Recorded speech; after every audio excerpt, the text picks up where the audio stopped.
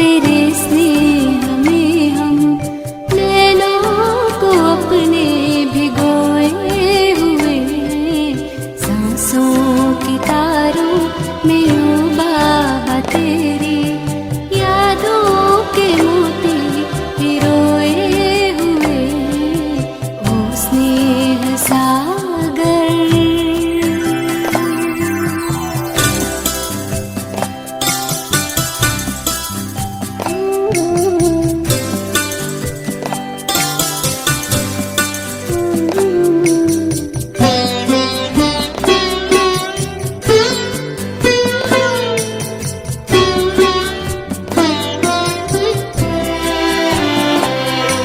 ये महसूस होता यही पास में हो, हमें देख करके मुस्का रहे हो, सदा साथ में हूँ बच्चों तुम्हारे, यही बात अब भी तो दोहरा रहे हो, यही बात अब भी तो दोहरा रहे हो। एहसास के इस समंदर में हम तो जैसे कि मन को डुबोए हुए हैं, ओ स्नेह सागर।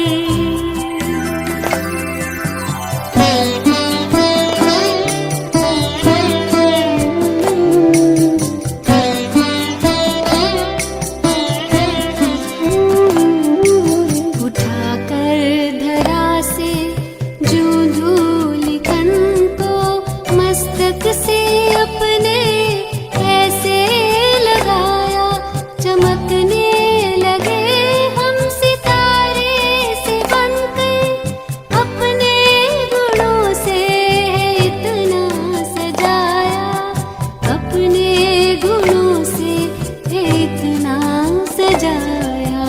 बलिहार होके तेरे हार में हम हीरों के जैसे संजोए हुए हैं, ओ स्नेह सागर।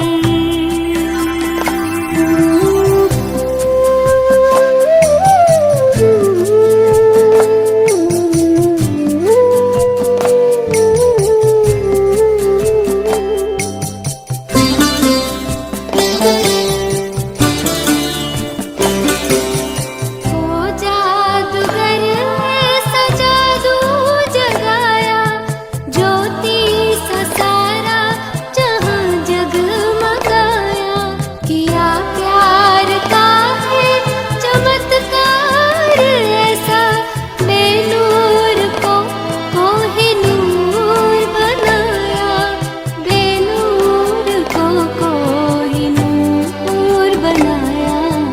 ऐ शाह खूबा तेरी खूबियों के ख्यालों में हम खोए खोए हुए, ओ स्नेह सागर।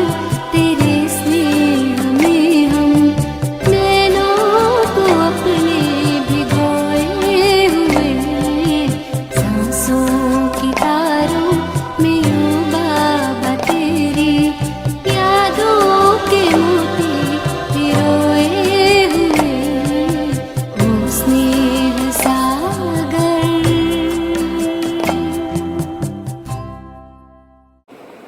ओम शांति, ओम शांति, ओम शांति।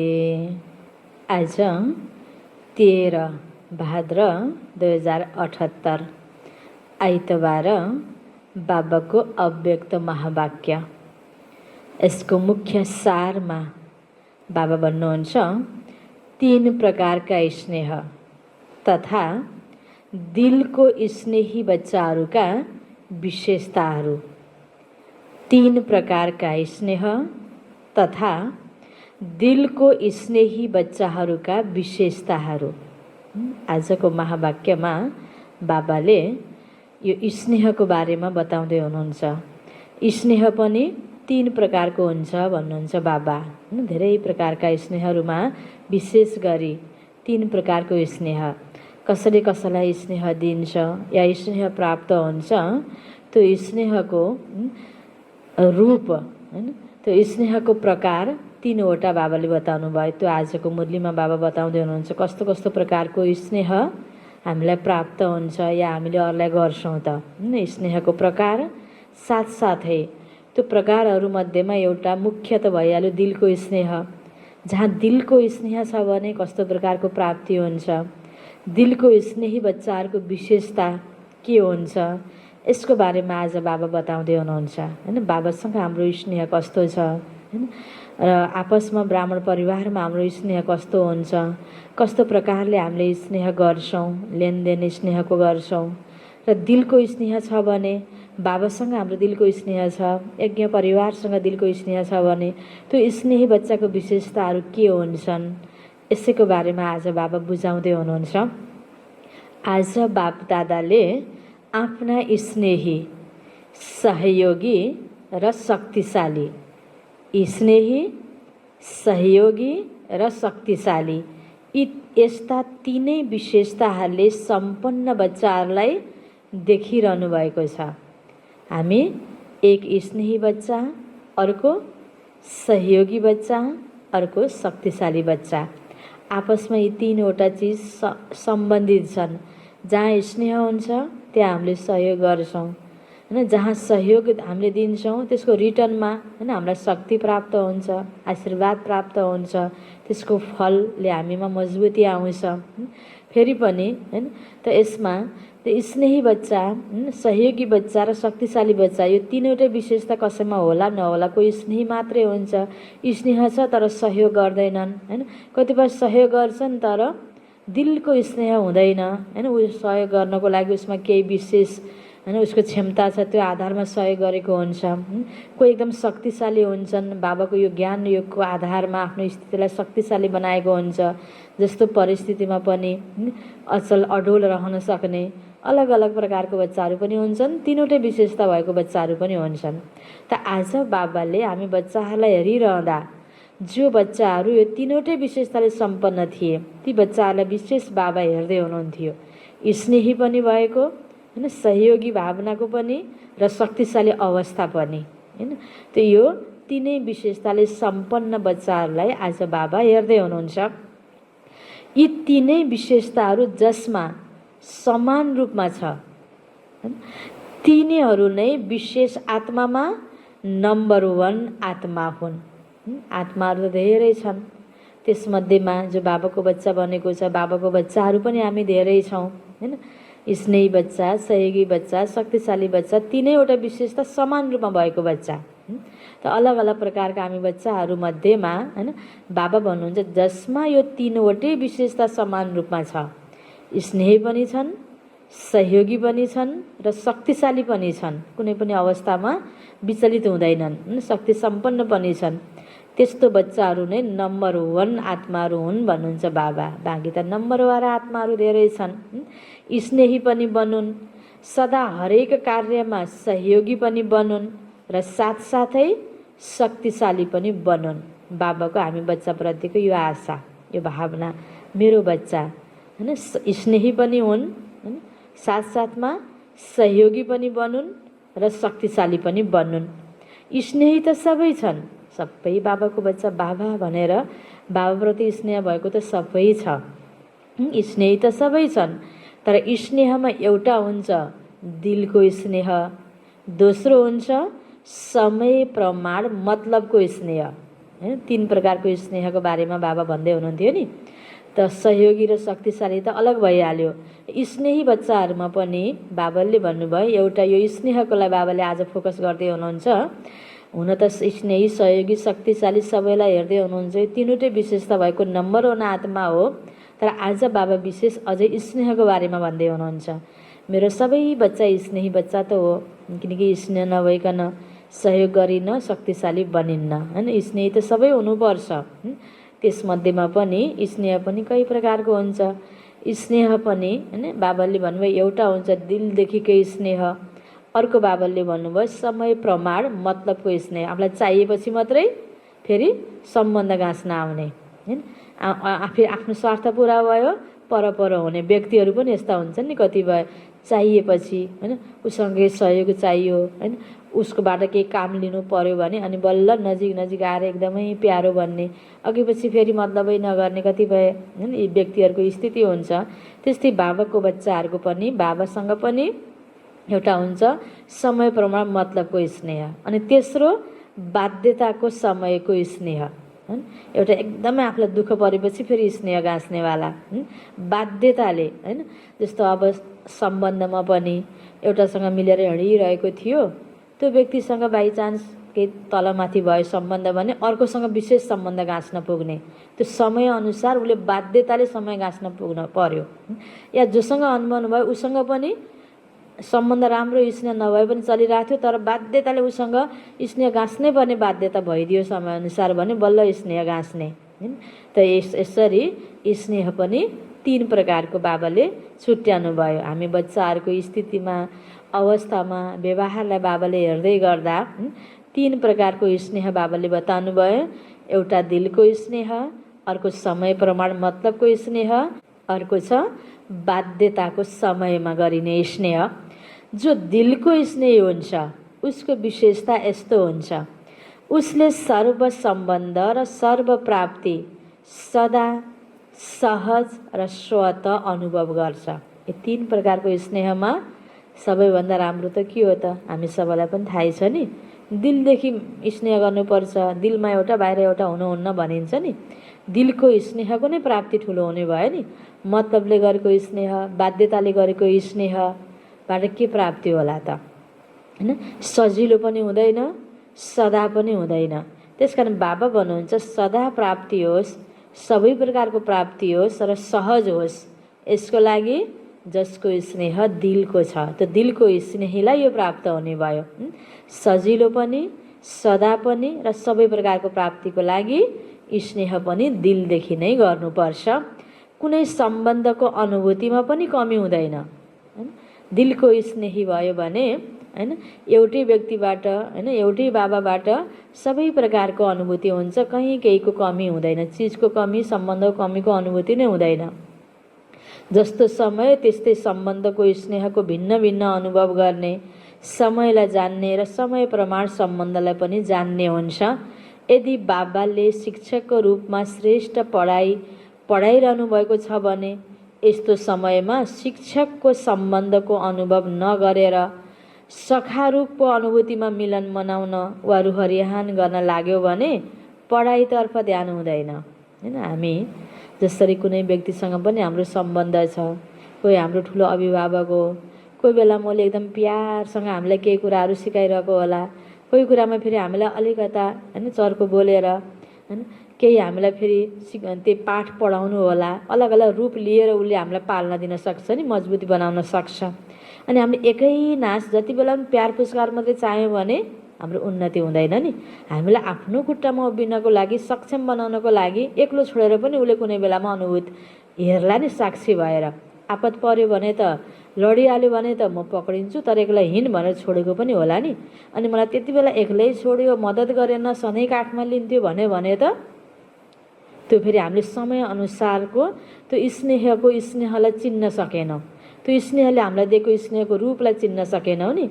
यसरी नै बाबा भन्नुहुन्छ जति बेला जुन समय प्रमाणको समयअनुसारको दिनुपर्ने पालना सम्बन्धको हिसाबले जो प्राप्ति हुन्छ त्यसलाई पनि हामीले बुझ्नुपर्छ। जसरी अहिले पनि बाबाले ब्रह्म बाबाको द्वारा कसरी साकार मुरली पढाइरहनु भएको थियो, अनि दादीको द्वारा अव्यक्त मुरली भयो, अहिले समयअनुसार यसरी नेटको माध्यमले यो मुरली छ। अब यति बेला पनि पहिलाको जस्तै हामीले चाहिरह्यो भने भएन नि। समयको अनुसार समय प्रमाण कतिपय काम कर्तव्य अधिकारहरू के हुन्छन्, परिवर्तनशील हुन्छन् समयको परिवर्तनसँगै। यही तरिकाले हामीले यसलाई एक्सेप्ट गर्दै जानुपर्छ, अनुभूति गर्दै जानुपर्छ। रूप र विधि फरक हुन्छन्। हामी एउटै जो होइन भनिन्छ नि भदौमा आँखा फुटेको गोरुले सधैँ हरियै देख्छ भने जस्तो एकै प्रकारले आशा राख्ने भयो भने पनि हामी कमजोर हो। समयअनुसारको प्राप्तिलाई एडजस्ट गरेर त्यसमा खुसी हुने, सन्तुष्ट हुने, त्यसरी स्थितिलाई हामीले कायम गर्न सक्ने हामीले बनाउनु पर्छ। बाबा भन्नुहुन्छ जो दिलको स्नेह हुन्छ त्यसले यसरी सबै कुरालाई स्वीकार गर्छ। जो मतलबको स्नेही छ, जो समयअनुसार बाध्यताले स्नेही बनेको छ, उसले सबै कुरा फेरि स्वीकार्न सक्दैन। बाबा भन्नुहुन्छ दिलको स्नेहीले चाहिँ यसरी भिन्न भिन्न सम्बन्धको स्नेहको अनुभव गर्न जानेको हुन्छ, समयअनुसारको अनुभव गर्न जानेको हुन्छ, बुझेको हुन्छ स्थिति परिस्थिति होइन। अब आफ्नो सङ्गठनमा ठुलोको सानोको दुःख दर्द सबै कुरा बुझेको हुन्छ, आफूले एकोरो होइन। जस्तो अब हिजोकै मुरलीमा पनि यो प्रसङ्ग आएको थियो होइन। आफूभन्दा ठुलो अभिभावक पनि त कुनै बेलामा दुःख दर्दमा होला। सधैँभरि म दुःख दर्दमा परेको बेलामा अभिभावक सधैँ सक्षम होस् र उसले मलाई सधैँ सोधोस् होइन। तर उसलाई सोध्ने पनि त को त होइन। यसरी यसो हेऱ्यो भने एउटा अभिभावकले 2, 4, 5, 12, 15 बच्चालाई उसले रेखदेख गर्न सक्छ। तर 15 बच्चाले त एउटा अभिभावकलाई कतिको रेखदेख गर्छ, यो पनि त कुरा हुन्छ नि होइन। त हामीले एकोरो अपेक्षा गर्ने भयौँ र त्यो स्नेहको होइन र समयअनुसारको परिवर्तनलाई पनि हामीले बुझ्न सकेनौँ, दुःख दर्दलाई पनि अनुभूति गर्न सकेनौँ भने त फेरि हामीले पनि त्यही किसिमको प्राप्ति हुँदैन। यसरी बाबा आज विशेष जसरी बाबासँग पनि शिक्षकको रूपमा बाबाले पढाइरहनु भएको छ, त्यहाँ साथीको रूपमा हामीले त्यही प्रकारको प्यार र सहयोग खोजेर भएन नि। शिक्षकले त पढाउने हो, परीक्षा पनि त लिन्छ नि शिक्षकले, परीक्षाको टाइममा सिकाउन मिल्दैन। त्यसरी हामीले बाबासँग यो योगमा रुहरियान गर्नको लागि पनि होइन अघि पछि हरेक कर्म कर्तव्य गर्दाखेरि बाबालाई याद गर्दाखेरि त्यो बाबाको साथको अनुभूति गर्नको लागि कहाँ कति बेला कसरी कस्तो अनुभूति गर्ने यो कुरा पनि हामीले बुझ्नुपर्छ भन्नुहुन्छ बाबा। पढाइको समयमा यदि कसैले मैले आवाजभन्दा परको स्थितिमा बहुत शक्तिशाली स्थितिको अनुभव गरिरहेको छु भन्छ भने पढाइको समयमा के यो सही हुन्छ होइन। जस्तो बाबाले कम बोल भन्नुभएको छ, यो ज्ञान सुनाउने बेलामा कम बोलेर थोरै सुनाए बाबाले कम बोल भन्नुभएको छ भनेर भए त स्पष्ट तरिकाले आफूले सक्ने जानेको बुझेको बुझाउनको लागि त बोल्नुपर्छ। बाबाले मुरली चलाइरहनु भएको छ, मुरली सुन्ने बेलामा मस्त मुरलीतिर ध्यान गम त्यति बेला म योगको अनुभूति गरेछु भनेर कहिले मधुबन पुगेँ कहिले कहाँ पुगेँ त्यो भएन नि होइन। कति बेला बाबाको प्यार पाल्न स्नेह हामीलाई प्राप्त छ, कति बेला हामीलाई परीक्षाको घडी हुन्छ होइन, कति बेला कस्तो प्रकारको हामीले अनुभूति गर्ने यो कुरा त हाम्रो समझको कुरा हो नि। त बाबा भन्नुहुन्छ किनकि जब बाबा शिक्षकको रूपमा पढाइद्वारा श्रेष्ठ पदको प्राप्ति गराउन आउनुभएको छ भने त्यो समयमा टिचरको सामुन्ने ईश्वरीय विद्यार्थी जीवन नै यथार्थ हुन्छ। हाँ बाबा होइन एकदम बाबाले भनेको शब्द शब्दमा बगेर होइन बाबाको एक एक शब्दलाई ध्यान दिएर चात्र भएर सुन्ने होइन, त्यस्तै बाबाले सोधेको प्रश्नहरूको उत्तर दिने, बाबाको भावलाई बुझ्ने, बाबाले के भन्नुभयो भन्यो होइन। अनि सधैँ बाबालाई याद गर्न भन्नुभयो, याद गरे चाहिँ विघ्न विनाश हुन्छ। सधैँ सधैँ रिपिट हुने शब्द मात्रै उत्तर दिने होइन। अब बाबाको पनि टाइटलहरू धेरै छ, बाबाले कुन रूपमा कसरी हामी बच्चालाई हेर्नुहुन्छ। जस्तो आजै बाबाले हामीलाई स्नेही सहयोगी शक्तिशाली भनेर हेर्नुभयो होइन। यसरी नै अब कस्तो कस्तो रूपमा बाबाले हामीलाई हेरिरहनु भएको हुन्छ र बाबालाई पनि हामीले कुन रूपबाट हामीले त्यसरी बुझ्नुपर्ने हो, यो सबै कुराहरू मुरलीमा यसरी नै ध्यान दिएर हामीले सुन्नुपर्छ। त बाबा भन्नुहुन्छ यसलाई भनिन्छ समयको पहिचान प्रमाण सम्बन्धको पहिचान र सम्बन्ध प्रमाण स्नेहको प्राप्तिको अनुभूति। बुद्धिलाई यही एक्सर्साइज गराऊ, जसबाट जस्तो चाहन्छौ जुन समयमा चाहन्छौ बुद्धि त्यस्तै स्वरूप र स्थितिमा स्थित हुन सकोस्। जस्तै कसैको शरीर भारी छ बोझ छ भने उसले आफ्नो शरीरलाई सजिलै जसरी चाहन्छ त्यसै गरी मोड्न सक्दैन। बोझवाला मोटो व्यक्तिले आफूलाई दुप्लो पातलोको जस्तै एकदम फुर्तीले उसले आफूलाई मोड्न सक्दैन। त्यस्तै यदि मोटो बुद्धि छ भने अर्थात् कुनै न कुनै प्रकारको व्यर्थको बोझ आवश्यकभन्दा अनावश्यक कुराहरू बढी सोच्ने, चियो चर्चो चासो पनि अनावश्यकमा बढी हुने, आवश्यक कर्म कर्तव्यमा भन्दा भन्ने बानी भयो भने, मोटो बुद्धिवाला भयो भने, व्यर्थ फोहोर बुद्धिमा भरिएको छ भने, कुनै न कुनै अशुद्धि छ भने यस्ता बुद्धि भएकाले जुन समयमा चाह्यो त्यसरी बुद्धिलाई मोड्न सक्दैन हैन। आफ्नै प्रकारको मात्रै आशा हुन्छ, बाबाले दिएको अनुसारको प्राप्ति गर्न सक्दैन, त्यही अनुसार मोडेर त्यसैले एकदम स्वच्छ महीन अर्थात् अति सूक्ष्म बुद्धि, दिव्य बुद्धि, बेहदको बुद्धि, विशाल बुद्धि चाहिन्छ। भगवानको बाट हैन भगवानले दिएको प्राप्तिको अनुभूति गर्नको लागि सामान्य बुद्धिले हुँदैन, मोटो बुद्धिले हुँदैन, दिव्य बुद्धि चाहिन्छ, स्वच्छ बुद्धि चाहिन्छ, व्यर्थको मिलावट हुने नै हुँदैन हैन। हाम्रो बुद्धिमा यस्ता बुद्धि भएकाले नै सर्व सम्बन्धको अनुभवमा जुन समयमा जस्तो सम्बन्ध हुनुपर्ने हो त्यसै गरी स्वयंको स्वरूपलाई अनुभव गर्न सक्छन्। त्यसैले स्नेही सबै छन्, तर सर्व सम्बन्धको स्नेह समय प्रमाण अनुभव गर्नेहरू सदा यो अनुभवमा यति व्यस्त रहन्छन्, हरेक सम्बन्धको भिन्न भिन्न प्राप्तिमा यति लवलीन रहन्छन्, मगन रहन्छन्, जसले गर्दा कुनै पनि प्रकारको विघ्नले आफूतर्फ झुकाउनै सक्दैन। विघ्नलाई ठुलो मान्ने हैन। अनि बाबाबाट अहिलेसम्म भएको प्राप्ति, त्याग, तपस्या, आफ्नोभित्रको त्यो आत्मविश्वास, आफ्नो इमान्दारिताप्रति, अहिलेसम्मको पुरुषार्थप्रति हैन, त्यो कम भएर विघ्नलाई ठुलो भएर आत्तिने त्यो हुनै सक्दैन। जो बाबाले भन्नुहुन्छ समय अनुसार बाबालाई चिन्न सक्ने, त्यो प्राप्तिको अनुभूति गर्न सक्ने बच्चा कुनै पनि विघ्नमा त्यो त्यसरी आफूलाई विघ्नतर्फ झुकाउँदैन, विघ्नलाई उसले ठुलो रूपबाट लिँदैन।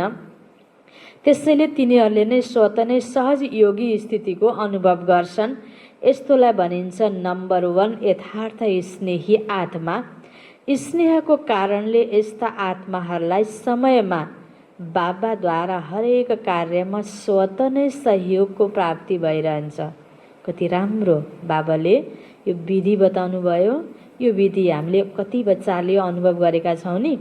हामीलाई कुनै पनि कुराको कमी हुन्छ हैन, चाहे तनमा रोग लाग्छ या धनमा कहीँ हैन आवश्यक छ धेरै धन, कमीको महसुस भएको जस्तो लाग्ला हैन, कोही सम्बन्धले हामीलाई साथ नदिएको जस्तो लाग्ला हैन, त्यो ख्यालै नआउने।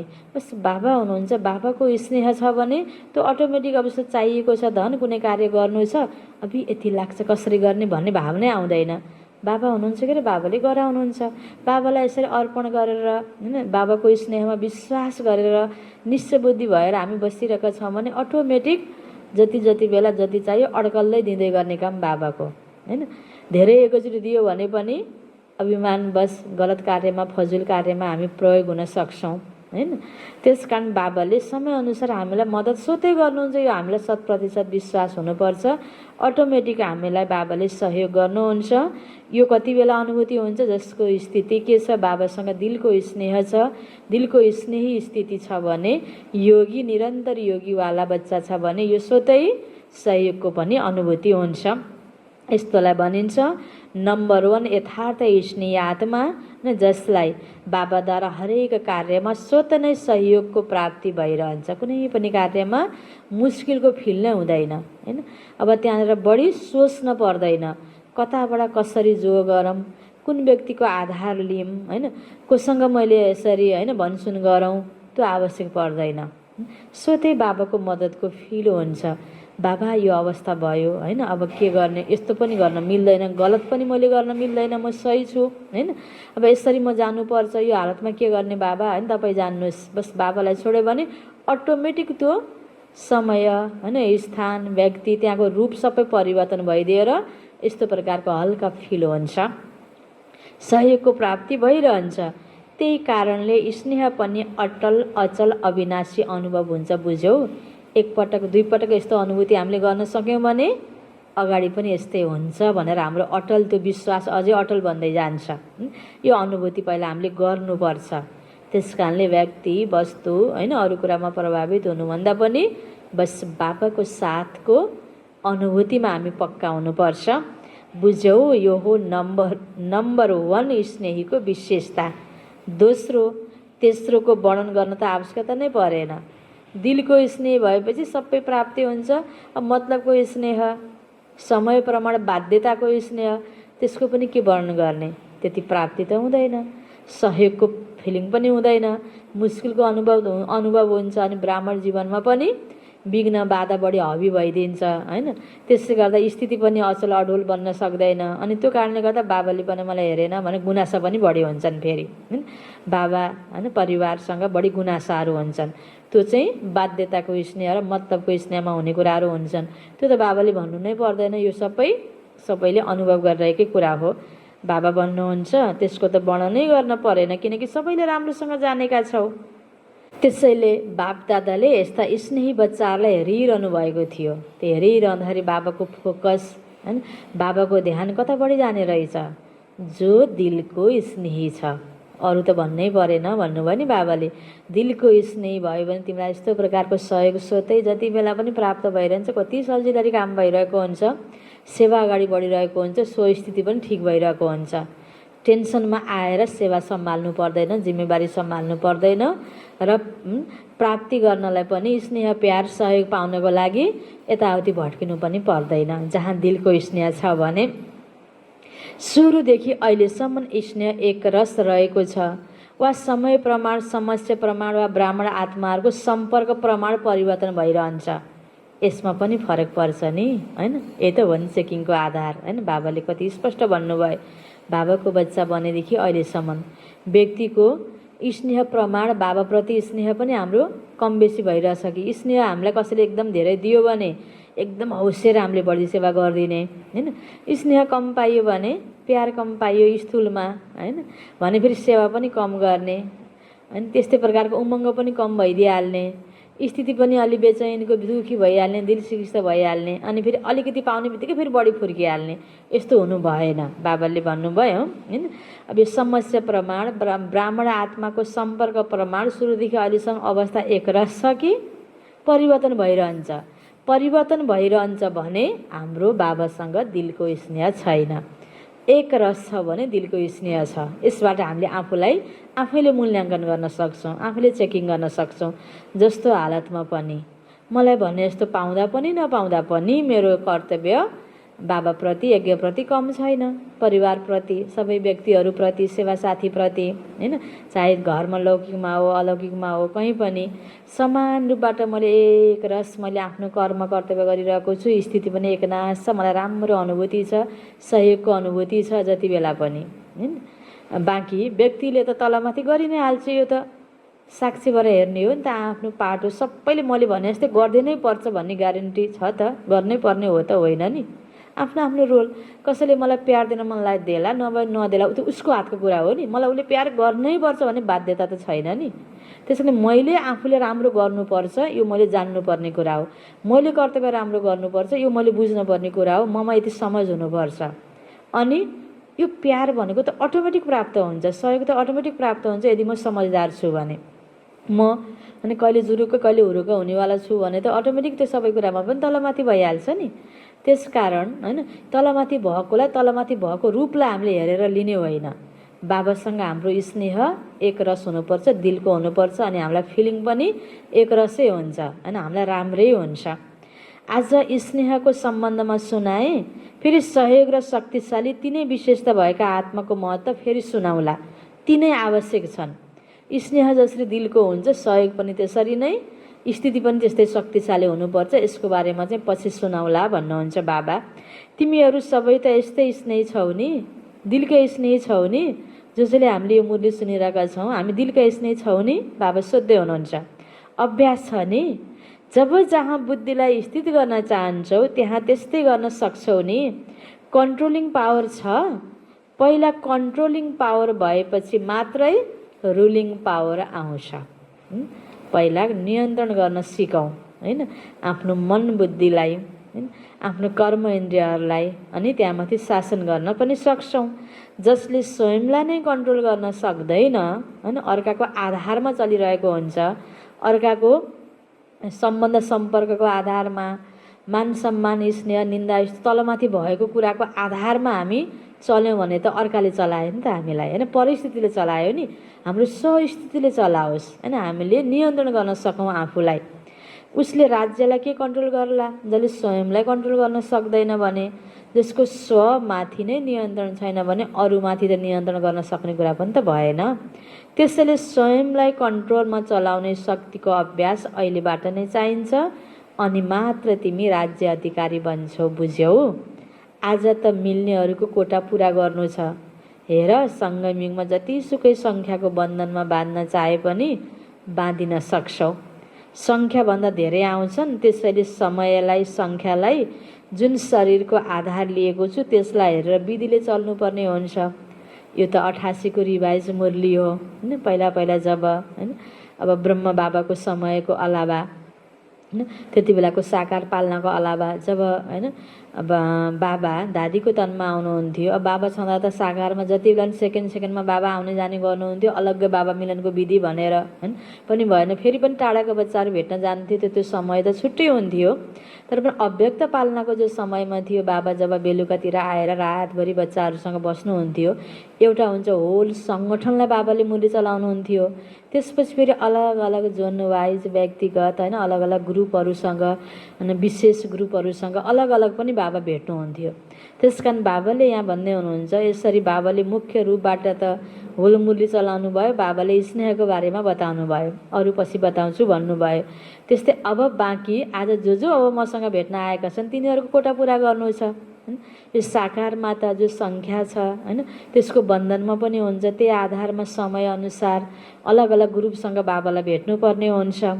बाबा भन्नुहुन्छ त्यसलाई हेरेर त्यही विधिले मैले चल्नुपर्ने हुन्छ। जुन शरीरको आधार लिएको छु जति सङ्ख्या यहाँ मसँग भेट्न आएका छन् त्यसलाई अलग अलग टाइम दिनु पर्यो नि। बाबाले अलग अलग पनि भेट्नुहुन्थ्यो। ग्रुपसँग अलग अलग स्टेजमा बाबाले बोलाएर त्यसकारण त्यसको लागि पनि बाबाले समय राख्नुभयो। त्यो अलग अलग उच्चारेको महावाक्य अब हामी सुन्न जाँदैछौँ हैन। त्यसरी बाबाले भन्नुभयो कि त्यही विधिले मलाई चल्नुपर्ने हुन्छ। वतनमा यी सबै हेर्न पर्दैन। सबैसँग बाबाले मजासँग टाइम दिन सक्नुहुन्छ हैन। तर हैन स्थूलमा त बन्धनमा हुनुहुन्छ नि। बाबा पनि यहाँ आएपछि त यहाँको समयअनुसार चल्नु पर्यो। वतनमा त यी सबै हेर्न पर्दैन किनकि सूक्ष्म शरीरको गति स्थूल शरीरको भन्दा धेरै तीव्र हुन्छ। एकातर्फ साकार शरीरधारी अर्कोतर्फ फरिस्ता स्वरूप दुवैलाई हिँड्न चल्नमा कति अन्तर होला। फरिस्ता कतिमा पुग्लान् साकार शरीरधारी कतिमा पुग्लान्। आज साकार शरीरवाला मान्छे प्लेनमा गयो भने गाडीमा जाने भन्दा कति छिटो पुग्छन् नि। त्यस्तै हैन अब शरीरलाई लिएर हिँडाउनु पर्दाखेरि अब बाटोघाटोमा सबै कुरालाई छेक्छ। फरिस्ताबाट उड्दा त कहिले छेक्दैन हैन। त्यसै अन्तर भयो नि स्थितिमा। त बाबाले पनि हामीलाई भेट गर्नको लागि सहयोग गर्नको लागि कुनै कुरा टचिङ गराउनको लागि शिक्षा दिनको लागि त जब वतनमा हुनुहुन्छ त खुला जति बेला पनि बाबालाई हामीले भेटेर अनुभूति गर्न सक्छौँ मनको माध्यमले। तर साकारमा जब मधुवन भेट्न जान्छौँ त त्यहाँको विधि साकारको बन्धन अनुसार बाबालाई चल्नुपर्छ। धेरै अन्तर हुन्छ। ब्रह्म बाबाले पनि सूक्ष्म शरीरधारी बनेर कति तीव्र गतिले चारैतिर सेवा गरिरहनु भएको छ। ब्रह्म बाबाको देह पश्चात देश विदेशमा सबै ठाउँमा सेवा कति तीव्र गतिले फैलियो। ब्रह्म बाबाको सूक्ष्म सकाशले यहाँ कार्य गर्यो। उही ब्रह्मा साकार शरीरधारी रहनुभयो र अहिले सूक्ष्म शरीरधारी बनेर कति तीव्र गतिले अगाडि बढ्दै र बढाउँदै जानुभएको छ। यो त अनुभव गरिरहेका छौँ नि। सूक्ष्म शरीरको गति यो दुनियाँको सबैभन्दा तीव्र गतिको साधन भन्दा पनि तेज हुन्छ। तेजभन्दा तेज अधिक तेज चल्नेवाला जति पनि हैन साधनहरू बनेका छन् मानवले आफूलाई एक ठाउँबाट अर्को ठाउँमा पुर्याउनको लागि रकेटहरू भन्दा पनि सबैभन्दा तेज सूक्ष्म शरीरवाला जान सक्छ। अझ आत्मा त झनै तेज एक ठाउँबाट अर्को ठाउँमा जान सक्छ। एक सेकेन्डमा उही समयमा अनेकलाई अनुभव गराउन सक्छ। सबैले भन्छन् हामीले यो समयमा बाबालाई देख्यौँ अथवा बाबासँग मिल्यौँ। हरेकले सम्झिन्छन् मैले रुहरियान गरेँ मैले मिलन मनाएँ मलाई मद्दत मिल्यो। किनकि तीव्र गतिको कारणले एउटै समयमा हरेकलाई यस्तो अनुभव हुन्छ। सेकेन्डमा बाबा यहाँ त्यहाँ हरेक बच्चालाई त्यो अनुभूति बाबाले गराउन सक्नुहुन्छ। छिटोभन्दा छिटो गएर साकारमा भेट्नु पर्यो भने त आज एउटा सेन्टरमा भेट्यो फेरि भोलि गएर अर्को ठाउँमा यसरी टाइम लाग्छ नि। यसरी आकारी शरीरको द्वारा भेट्नमा टाइम लाग्दैन। मैले मात्र गरेँ अथवा पाएँ सबैलाई यो अनुभूति हुन्छ। त्यसैले फरिस्ता जीवन बन्धनमुक्त जीवन हो। हुनलाई सेवाको बन्धन हुन्छ तर यति तीव्र गतिको हुन्छ जसले जति गरे पनि सदा स्वतन्त्र रहन्छ। जति प्यारा त्यति नै न्यारा। सबैबाट गराउनु त हुन्छ तर गराएर पनि अशरीरी फरिस्ता भएको कारणले सदा नै स्वतन्त्र स्थितिको अनुभव हुन्छ। शरीरमा हुने बित्तिकै शरीरको सम्बन्ध सबै प्रकारको सम्बन्ध निभाउनु पर्यो। बन्धन हुन्छ नि भ्याइ नभए हुन्छ। आकारी शरीरमा रहेर सेवा गर्दाखेरि जति सेवा गरे पनि स्वतन्त्र हुन्छ। अहिले पनि वतनमा लगेर हैन पुरानो दादी दिदीहरू अझै पनि हैन परमधाम सबै गइसक्नु भएको छैन। सूक्ष्म हैन सकाश दिने सेवा गरिरहनु भएको छ नि। किनकि शरीर र कर्मको अधीन हुनुहुन्न। तिमीहरूलाई पनि अनुभव छ जब फरिस्ता स्थितिले कुनै कार्य गर्छौ भने बन्धनमुक्त अथवा हल्कापन अनुभव गर्छौ नि। जो हुनुहुन्छ नै फरिस्ता लोक पनि त्यही र शरीर पनि त्यही छ भने कस्तो अनुभव हुन्छ होला जान्न त सक्छौ नि। यहीँ पनि हामीले अन्य कुराहरू बाह्यमुखी बढी नबनेर व्यक्त कुराको प्रभावित नभएर एक रस भएर सेवा गर्दा कति हल्काको अनुभूति हुन्छ भने त्यो शरीरको बन्धनबाट नै गइसकेको आत्माले त कस्तो अनुभूति गर्ला। बाबा भन्नुहुन्छ यो त तिमीलाई थाहा छ। अच्छा, चारैतिरका सर्वदिलका स्नेही बच्चाहरूलाई, सदा दिव्य विशाल बेहद बुद्धिवान बच्चाहरूलाई, सदा ब्रह्म बाबा समान फरिस्ता स्थितिको अनुभव गरेर तीव्र गतिले सेवामा सौन्नतिमा सफलता प्राप्त गर्ने, सदा सहयोगी बनेर बाबाको सहयोगको अधिकार अनुभव गर्ने यस्ता विशेष आत्माहरूलाई, समान बन्ने महान आत्माहरूलाई बाप दादाको याद प्यार एवं नमस्ते। रुहानी बच्चाहरूको रुहानी बाबालाई गुड मर्निङ, नमस्ते नमस्ते। अब छ अघि बाबाले भने जस्तै अलग अलग व्यक्तिहरूसँग भेटघाट गर्दाखेरि बाबाले उच्चारेका महावाक्यहरू अलग अलग टपिकमा छन्। 4-5 टपिकमा अलग अलग बाबाले जो व्यक्तिसँग भेटघाट गर्दा जो बताउनु भयो, शिक्षा दिनुभयो, त्यो अब सुन्छौँ हामी। अहिलेसम्म थियो ग्रुपमा बाबाले सुनाउनु पर्ने शिक्षा दिएर बाबाले याद प्यार पनि दिनुभयो सबै यो सङ्गठनमा। अब अलग अलगको भेटघाटको हामीले महावाक्य सुन्दैछौँ। सदा बेफिक्र बादशाह हो नि। जब बाबालाई जिम्मेवारी दिइसक्यो भने फिकर कुन कुराको? आफूमाथि जिम्मेवारी लिन्छौ भने मात्र फिक्र हुन्छ के होला कसरी होला भन्ने। तर बाबाको जिम्मा लगाइदियौ भने फिकर कसलाई हुन्छ? बाबालाई वा तिमीलाई? बाबा त सागर हुनुहुन्छ, उहाँमा त फिकर रहँदै रहन्न। त्यसैले बाबा पनि बेफिक्र, बच्चा पनि बेफिक्र हुन्छौ। त्यसले जे गर्दा पनि कर्म गर्नुभन्दा पहिला यो सोच कि म ट्रस्टी हुँ, अर्थात् निमित्त हुँ। गराउनेवाला बाबा, कसरी गर्ने के गर्ने चिन्तै नलियो। बाबा भन्नुहुन्छ नि तिम्रो लागि सोच्ने काम पनि म गर्छु। अनि धेरै चिन्ता लिने होइन, यो कार्य कसरी मैले सम्पन्न गर्ने भनेर सोच्ने नै होइन। म गर्दै जान्छु निमित्त भएर। जे टचिङ बाबाले गराउनुहुन्छ श्रीमत अनुसार मैले गर्दै जाने हो हल्का भएर। ट्रस्टीले काम धेरै प्यारले गर्छन्, बोझ पनि हुँदैन। ट्रस्टीको अर्थ हो नै सबथोक बाबा हजुरको। त्यसैले हजुरको भन्नाले प्राप्ति पनि धेरै हुन्छ र हल्का पनि रहन्छ अनि काम पनि राम्रो हुन्छ। किनकि जस्तो स्मृति हुन्छ त्यस्तै स्थिति हुन्छ। पहिले हल्का बनाएर गरेका छौँ, बाबालाई सुम्पेर गरेका छौँ भने स्थिति पनि त राम्रो हुने भयो नि। हजुरको अर्थात् बाबाको स्मृति कुनै संसारी महान आत्मा होइन, उहाँ त बाबा हुनुहुन्छ। त्यसले जब हजुरको भन्छौ अनि कार्य पनि राम्रो र स्थिति पनि सदा बेफिक्र रहन्छ। जब बाबा आएर स्वयं भनिरहनु भएको छ, होइन, स्वयं भगवान् बाबाले भनिरहनु भएको छ फिकर देऊ, दिनु पर्यो नि त। नदिएपछि त फेरि बोझाको फिलिङ त हुने भयो। तर फेरि पनि यदि बाबाको अफरलाई मान्दैनौ भने के भन्ने? बाबाको अफर छ बोझलाई छोडिदेऊ। त्यसैले सदा बेफिक्र रहनु छ र अरूलाई पनि बेफिक्र बन्ने अनुभवयुक्त विधि बताउनु छ। धेरै आशीर्वाद मिल्छ। कसैको बोझ अथवा फिक्र लियो भने दिलबाट आशीर्वाद दिन्छन्। त्यसैले स्वयं पनि बेफिक्र बादशाह हुन्छौ र अरूको पनि शुभ भावनाको आशीर्वाद मिल्छ। त्यसैले बादशाह हौ, अविनाशी धनको बादशाह हौ। बादशाहलाई के को परवाह? हैन त बाबाले सबै गराइदिनुहुन्छ, मसँग सबै कुरा छ, बाबा नै मसँग साथमा हुनुहुन्छ। बाबाले दिएको अविनाशी धन मसँग छ, परवाह के कुराको? विनाशी बादशाहहरूलाई त चिन्ता हुन्छ, तर यो त अविनाशी हो। अविनाशी सुख र अल्पकालको सुख दुवैको अनुभवी छौ नि। अल्पकालको सुख हो स्थूल साधनहरूको सुख र अविनाशी सुख हो ईश्वरीय सुख। यो अन्तलाई त बुझेका छौ नि? बाबा सोध्दै हुनुहुन्छ। अब हामीले स्थूल साधनहरूबाट व्यक्तिको क्षणिक प्यारबाट सुख चाहन्छौँ भने यो के हुने भयो? अल्पकालको हुने भयो। ईश्वरबाट प्राप्ति अनुभूतिमा हामी सुख चाहन्छौँ भने यो सदाकालको सुखी हुने भयो हामी। कति फरक भयो? यो त दुवैको अनुभवी छौ नि, बाबा भन्नुहुन्छ। अब सबैभन्दा राम्रो सुख कुन चाहिँ हो त? ईश्वरीय सुख मिलेपछि विनाशी सुख त आफै पछि पछि आउँछ। यो अनुभूति छ कि छैन हामी सबैलाई?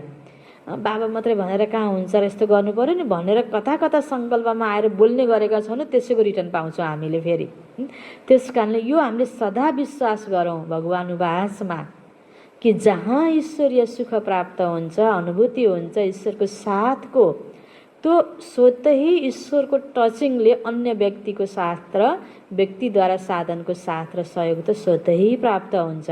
त्यस कारणले बाबा भन्दा व्यक्तिसँग बढी लगाव हुने बाबा भनेर हुन्छ र व्यक्ति पनि त चाहिन्छ भनेर बाबा छोडेर व्यक्तिसँगको सम्पर्कले प्राप्ति सदाकालको हुँदैन।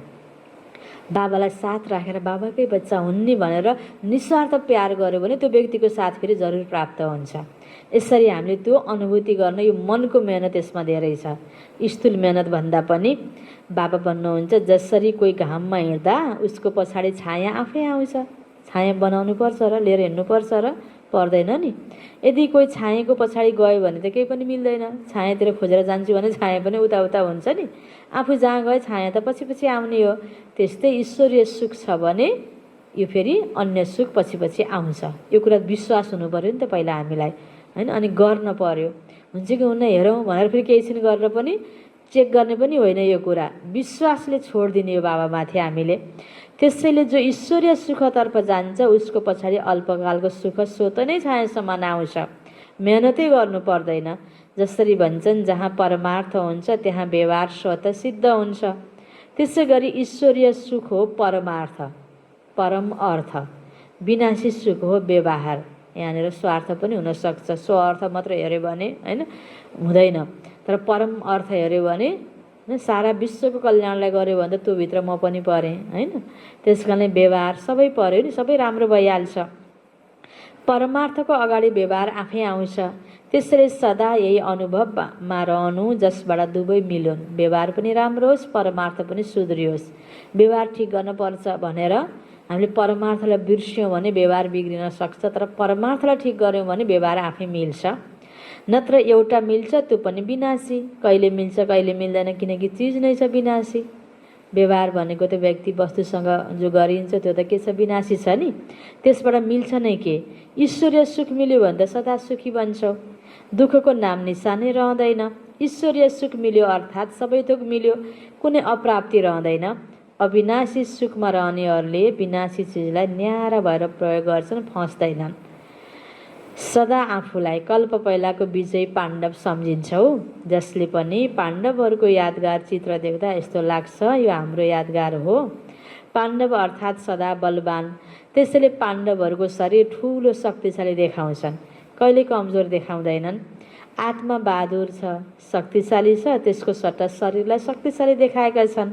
पाण्डवहरूको विजय प्रसिद्ध छ, कौरवहरू अछौडी भएर पनि हारे र पाण्डवहरू 5 भएर पनि जिते, होइन?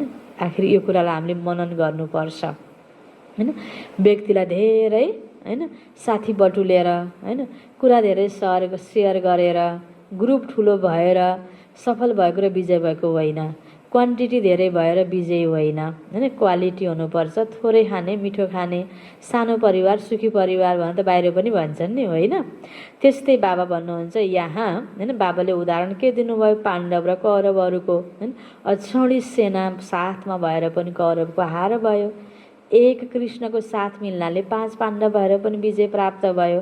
त्यस कारण सबैभन्दा पहिला हामीले ईश्वर र ईश्वरको शिक्षा, ईश्वरको होइन ले राखिदिएको यो मर्यादा यी भित्र रहेर हामीले हरेक व्यक्तिसँग व्यवहार गर्ने गर्छौँ भने, होइन? सेवा गर्ने गर्छौँ, स्थिति ठिक राख्छौँ, होइन? सबै ईश्वरीय मर्यादा र नियमलाई हामीले ख्यालमा गरेर राख्छौँ। ईश्वरीय दरबार बाबाको यज्ञ सेवालाई हामीले विशेष स्थान दिन्छौँ पहिला, होइन? आफ्नो अनि व्यक्तिगत होइन कर्म भन्दा पनि ईश्वरीय सेवालाई बढी महत्त्वपूर्ण स्थान दिन्छौँ प्रथम, होइन? हामीले पहिला, होइन? आफ्नो कुरा भएन भने बल्ल ईश्वर बाबा भनेर मतलबले होइन, पहिला बाबा, होइन? हर कुरामा चाहे सेवा गर्नमा होस्, होइन? या हरेक कुरामा पहिला बाबा, होइन? केही चिज छ पहिला बाबा, होइन? यो नै कि हामीले खाइसकेर लाइसकेर बल्ल बाबा बचेपछि बाबा होइन, पहिला बाबा, हर कुरामा पहिला बाबा, होइन? बाबा पहिलो अप्सन हाम्रो हुनुपर्छ। सबै कुराबाट हार खाएर बल्ल अथ नि बाबा भनेर लास्टमा बाबा होइन, पहिला बाबा। त्यहाँनिर नै हाम्रो के हुन्छ? विजय हुन्छ। बाबा भन्नुहुन्छ पाण्डवहरू शक्तिशाली हुन्छन्, पाण्डवहरूको साथमा बाबा हुनुहुन्छ। रियलमा पाण्डवको हामी बाबाको बच्चा हो नि। आध्यात्मिक शक्ति हुन्छ, त्यसैले अछौडी कौरवहरूको शक्ति यिनीहरूको अगाडि केही पनि होइन। यस्ता छौ नि, कोही पनि सामान्य आओस्, हामी लोक लाज दुनियाँ सबै देखेर डराउनु पर्दैन, किन सत्य पथमा हामी छौँ नि। तर यति हो कि सत्यलाई सिद्ध गर्ने, रिसाउने, कराउने, अहङ्कारमा आउने चाहिँ हुनु हुँदैन हैन। बिचारा उनीहरूलाई पनि सत्यको बोध गराउनु पर्छ, हामी नम्र भएर झुकेर हैन। तर सत्यमा हामी अरूले केही भन्यो भनेर विचलित हुनु हुँदैन। बाबा भन्नुहुन्छ कोही पनि कुनै रूपमा आओस्, त्यो पनि हार खाएर जाओस् हैन, माया पनि हार खाएर जाओस्, जित्न नसकोस्, यस्तालाई भनिन्छ विजयी पाण्डव। माताहरू पनि पाण्डव सेनामा छौ नि, वा घरमा रहनेहरू हौ। जो कमजोर छन् उनीहरू घरमा लुक्छन्, बहादुर मैदानमा आउँछन्। त्यसैले कहाँ रहन्छौ, मैदानमा कि घरमा? सदा यही नसामा अगाडि बढिरहनु छ। हामी पाण्डव सेनाका विजयी पाण्डव हौँ। आफूलाई बेहदको निमित्त सेवादारी सम्झिन्छौ।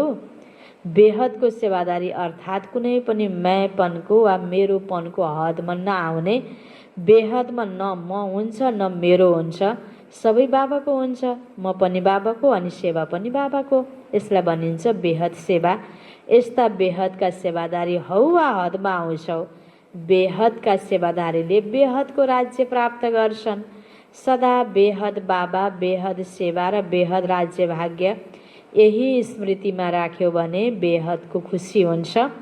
हदमा खुसी गायब हुन्छ, बेहदमा सदा खुसी हुन्छ। यो थियो यसरी अलग अलग 4 ग्रुपहरूसँग बाबाले गरेको यो मुलाकात, भेटघाट, व्यक्तिगत भेटघाट हैन गर्दाखेरि बाबाले उच्चारेको महावाक्य।